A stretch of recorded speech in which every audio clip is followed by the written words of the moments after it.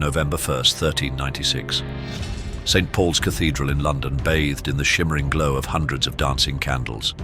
But this was no ordinary wedding. A royal procession advanced, its silent grandeur echoing through the hallowed halls. The bride that day, Isabelle of France, was barely 6 years old, Europe's youngest princess. Dressed in shimmering golden silks that dragged heavily across the cold stone floor, the tiny girl seemed unable to bear the weight of the minuscule crown perched upon her head. At the altar, Richard II, King of England, a man of 29, awaited her. In mere minutes, this child would be declared Queen of England, sealing a political alliance destined to shape the fate of two nations. How did such a young child become a mere pawn in the most ruthless game of medieval diplomacy? To truly understand Isabelle's tragic fate, we must journey back to 14th century France, a kingdom living under the chilling shadow of royal madness. Isabelle was born on November 9th, 1389 at the Louvre Palace, the daughter of Charles VI of France and Isabeau of Bavaria. Her life, from the very moment of her birth, was marked by a dark period. Her father, Charles VI, was infamously known as Charles the Mad. From the age of 24, he suffered terrifying bouts of insanity. During these horrific crises, the king would not recognize his own wife or children. He believed he was made of glass and would shatter if anyone dared to touch him. At other times, he would flee screaming through the palace corridors, convinced that invisible enemies were relentlessly pursuing him. France plunged into utter chaos, governed by regents who fiercely vied for power, while the true king remained tragically imprisoned within his own mind. Isabelle's mother, Isabeau of Bavaria, was an equally controversial figure. She was ruthlessly ambitious and utterly unscrupulous, shamelessly exploiting her husband's illness to amass power and wealth. Contemporary chroniclers painted her as a profligate woman who frequently entertained lovers and flagrantly neglected her own children. To Isabeau of Bavaria, her daughters were nothing more than valuable commodities in the grand chess game of European politics, destined to seal alliances through strategically arranged marriages. Isabelle grew up in this incredibly toxic environment, surrounded by relentless palace intrigues and suffocating political instability.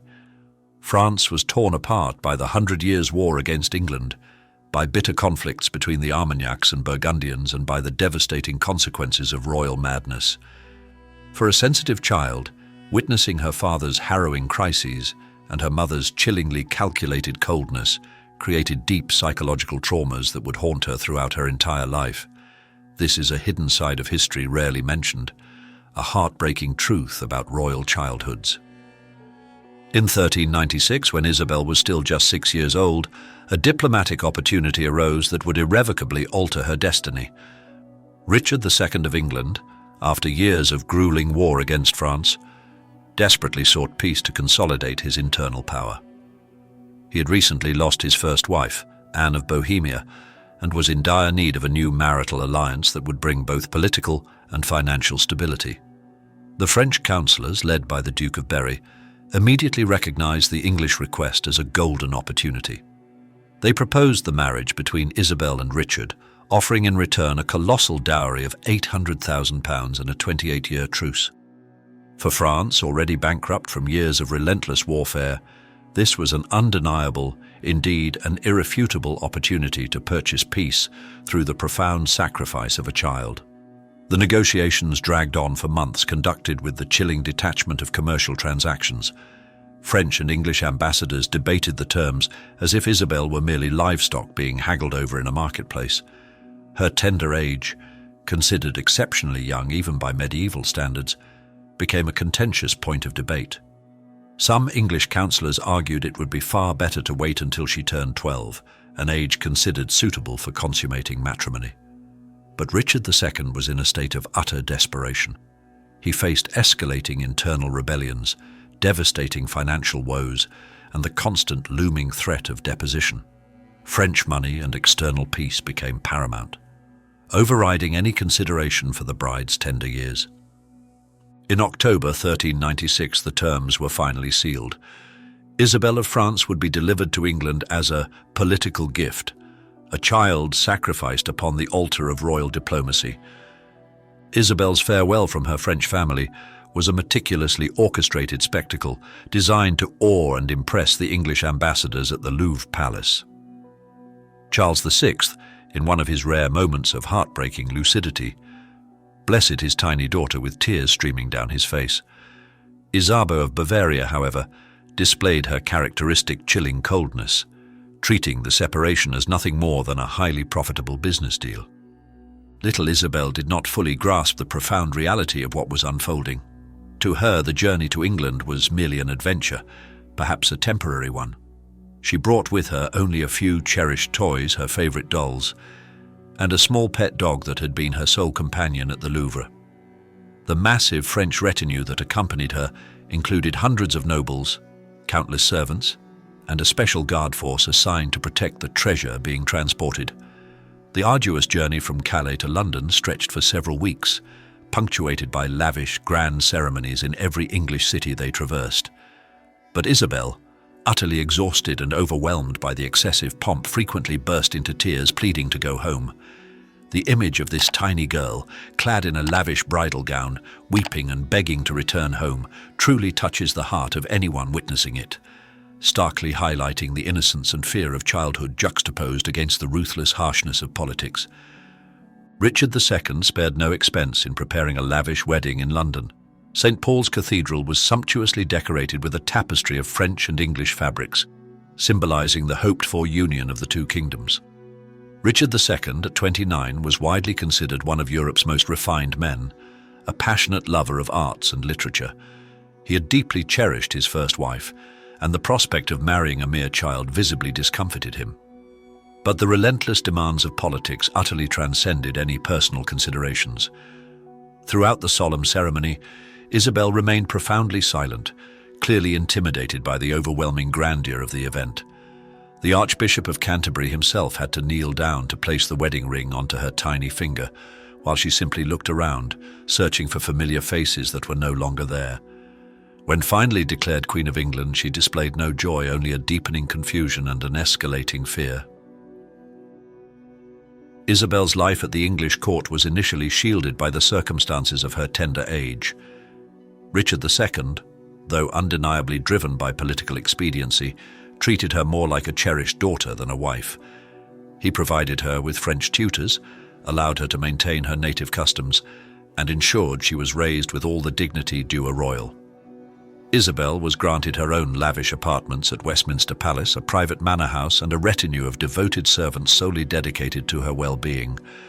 Perhaps during those fleeting years, Isabelle found a rare moment of peace, a glimmer of the paternal affection she had never received from her chillingly cold mother. But the young queen's fragile happiness was brutally shattered in September 1399. Richard II, facing a formidable rebellion spearheaded by Henry Bolingbroke, was mercilessly deposed and subsequently murdered at Pontefract Castle. Isabelle, at merely 10 years old, became a widow without ever having truly been a wife. Richard's death plunged the English into a profound political dilemma. Isabelle was a legitimate queen, yet her marriage had never been consummated, leaving her with no heirs. To compound the disaster, the colossal £800,000 dowry had already been spent, and returning her to France would have meant also returning money that simply no longer existed. Henry IV, the new English king, initially attempted to keep Isabelle as a golden prisoner, hoping to exploit her in future negotiations with France. The young widow was held in comfortable captivity at Havering Castle, where she endured 3 long years desperately fighting for her own freedom. Her poignant, desperate letters to her French relatives reveal a child who had tragically matured prematurely through profound suffering. In one heart-wrenching letter to her father, she wrote, "I write to you in tears, for I am kept here like a prisoner, far from all I love, without hope of return." These powerful words starkly illustrate the profound psychological wounds that the objectification of children for political gain can inflict. Isabelle's fervent pleas finally reached the heart of Charles VI, her tormented father who, despite his madness, still had occasional moments of lucidity. In 1401, after protracted diplomatic negotiations, Isabelle at last returned to France. But the 6-year-old girl who had departed Paris had transformed into a 12-year-old adolescent, prematurely aged by her traumatic experiences. Her return to the Louvre did not bring the longed-for happiness. France remained deeply embroiled in chaos, and her family welcomed her more as a political inconvenience than as a cherished daughter. The audience's expectation of a happy ending after so much tragedy is abruptly extinguished here, compelling them to continue watching. However, Isabel's tragedy was far from over. In 1405, at the age of 16, she was once again used as political currency when her mother arranged her second marriage to Charles of Orléans, a young French poet and nobleman. This time something unexpected happened. Isabel achieved what had been cruelly denied to her throughout her childhood, a marriage based on mutual affection. Charles of Orléans was sensitive, intellectual, and genuinely in love with Isabel.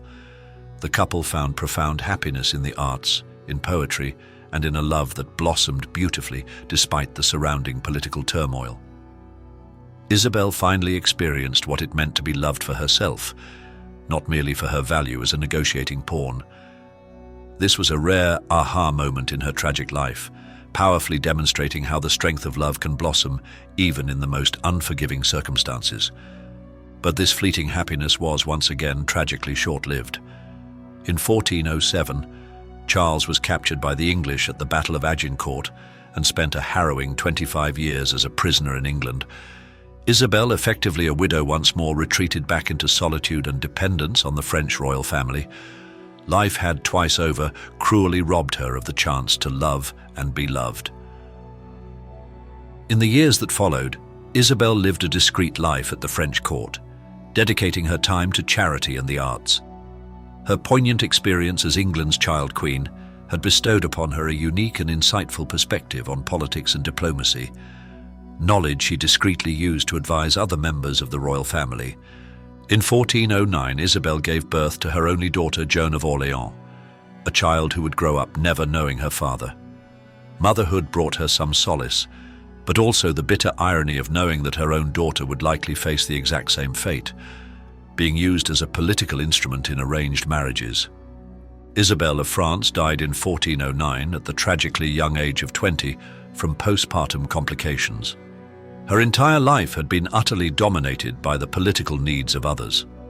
Sacrificed at 6 in a cold diplomatic marriage, widowed at 10, imprisoned at 12, remarried at 16 for political expediency, and effectively widowed again at 18 when her second husband was captured. Her death passed almost unnoticed by contemporary chroniclers, a striking contrast to the opulent grandeur that had surrounded her first wedding. Isabelle of France had fulfilled her role as a political pawn, generating an heir and sealing alliances, yet she never had the chance to live for herself. Isabel's heartbreaking story raises profound questions about the role of women in medieval politics and the immense human cost of royal diplomacy. Her experience vividly illustrates how children, especially girls of noble birth, were callously treated as transferable properties between kingdoms, their lives entirely subjugated to the ruthless political interests of their parents and husbands. More than 600 years later, the tragedy of Isabelle of France continues to resonate as a somber, chilling reminder of the horrors of child marriage and the ruthless objectification of children for political ends. Her story forces us to confront uncomfortable truths about how entire societies can normalize the sacrifice of innocence in the name of greater interests. This serves as a powerful mirror to reflect modern issues of power, justice, and gender inequality that we still grapple with in the contemporary world. The child princess, handed over as a mere political gift, never truly had a childhood. From the tender age of 6, she bore state responsibilities that rightfully belonged to adults. Her life was an unceasing sacrifice to the cruel gods of medieval politics, a crushing price paid for temporary peace between warring nations. Isabelle of France remains an eternal symbol of childhood's profound vulnerability in the face of unchecked political power. Her memory serves as a poignant reminder that behind every diplomatic treaty, every royal alliance, and every political marriage throughout history, there often existed children whose lives were tragically destroyed to satisfy the ruthless ambitions of the powerful. The girl who became queen at 6 paid the ultimate price for peace between France and England, her own happiness and ultimately, her very life. We are left to ponder. If you were faced with such a choice, what would you sacrifice when caught between personal destiny and the fate of a nation? Have we truly learned the profound lessons from tragedies like Isabelle's, or are countless other childhoods still being sacrificed in different forms in our modern world? Share your thoughts in the comments below, and don't forget to subscribe to the channel and activate the notification bell so you don't miss any of our next deep dives into history.